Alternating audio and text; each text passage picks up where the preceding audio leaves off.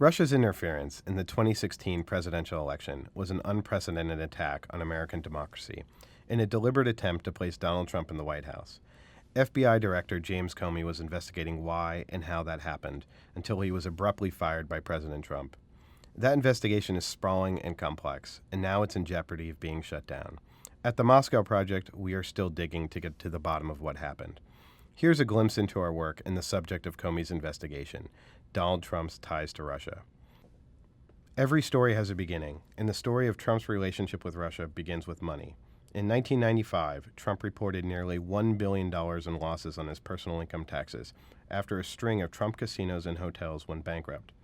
Due to these repeated business failures, Trump struggles to get financing for future projects, right as the U.S. housing market is picking up.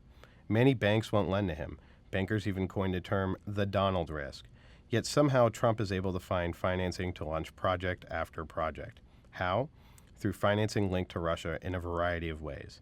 This was a mutually beneficial arrangement. Russian oligarchs got rich buying up state-owned companies after the fall of the Soviet Union, and they needed safe harbors for their money. Foreign real estate was the perfect investment. Russian money poured into properties in cities like London and New York, and Trump saw a way to get back on his feet. Each deal raises questions and warrants further scrutiny. For example, Trump's Soho raises 50 floors of question. Financing was done in part by Bayrock, a company with offices in Trump Tower with known links to money laundering and Russian organized crime. In fact, one of Trump Soho investors, Viktor Krapunov, was accused of laundering over $3 million in public assets by purchasing 3 units in Trump Soho. Over time, all this added up to the point where in 2008, Donald Trump Jr. said, "The Russians make a pretty disproportionate cross-section of our assets." To understand this story, it is also important to understand that as Trump's Russia business ties deepen, the Kremlin under Vladimir Putin begins to embrace a hybrid warfare doctrine to guide its foreign policy. Putin saw the liberal color revolutions, the rose, orange, and tulip, as major threats to his power and feared he might be next. 2011 begins with the Arab Spring and culminates with protests in Moscow. In response, Putin develops Russia's hybrid warfare doctrine. This combines hard military power with soft power. The Russians engage in information warfare, professionalize their hacking efforts, and modernize their military. As part of this strategy, Putin sought to undercut Western democracies from the inside. In effect, he turned Russia into a venture capitalist for far-right reactionary movements around the globe.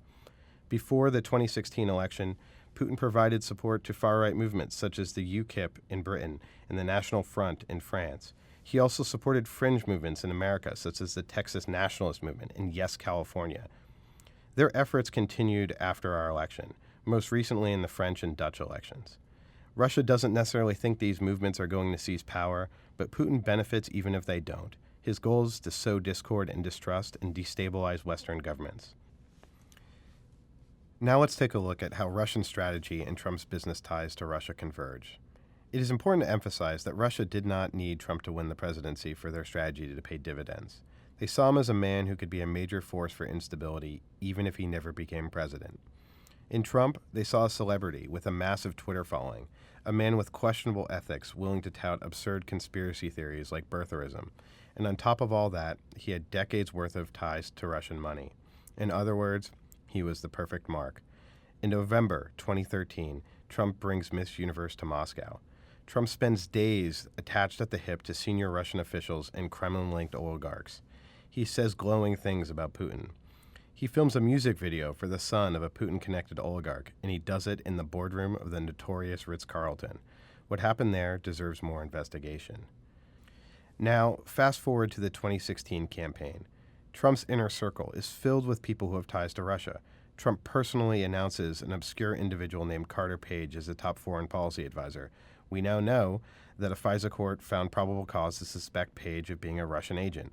Paul Manafort, Trump's campaign chairman, received millions from a close Putin ally.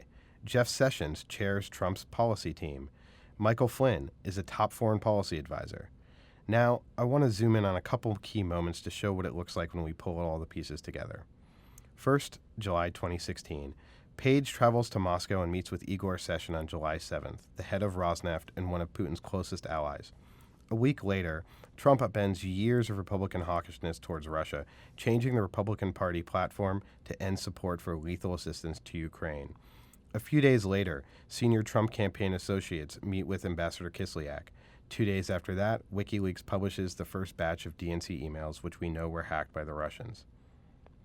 And let me zoom in on one more moment. Friday, October 7th. The Billy Bush Access Hollywood tape is published at 4:03 p.m. And then, 29 minutes later, at 4:32 p.m., the first batch of Podesta emails are released, just as Roger Stone predicted. After the election, contacts between Trump officials and the Kremlin continued, but the scope of the case began to take shape on January 6th when the United States intelligence community releases a report concluding that Russia hacked our elections with the specific goal of putting Donald Trump in the White House. After that, a steady stream of new reporting adds details and reveals facts previously unknown to the public. The Steele dossier is revealed. And after Trump takes office, a steady stream of scandals emerge, leading to the resignation of Michael Flynn. Republicans in Congress scramble to cover for Trump, and Trump fires the leading figures investigating his ties to Russia, including FBI Director Comey. So what do we know? We know that there were two campaigns. There was the official campaign to elect Donald Trump, and there was the Russian campaign to elect Donald Trump. We also know there were many connections between these two campaigns. We know that the people involved with these campaigns were talking to each other. We have recorded over 20 known contacts between them. We know that their communications efforts were aligned. Trump mentioned WikiLeaks 164 times during the final month of the campaign. We know that there are possible financial connections. We know that even with Flynn gone, Trump still has key staffers in place who have helped cover for him, including at the National Security Council. And we know that Trump fired the key people investigating his ties to Russia, including the FBI director. Two things are clear. First, this is a massive, sprawling case, and there is much more to come and many more facts to come to light. We have not yet gotten to the bottom of it. And second, it is absolutely imperative that an independent investigation be conducted to uncover the truth. We have a president who wants to keep the American people in the dark. Until the truth comes to light, we need your help to keep the pressure on. At themoscowproject.org, you can find ways to help. However you choose to be involved, we should all make our voices heard.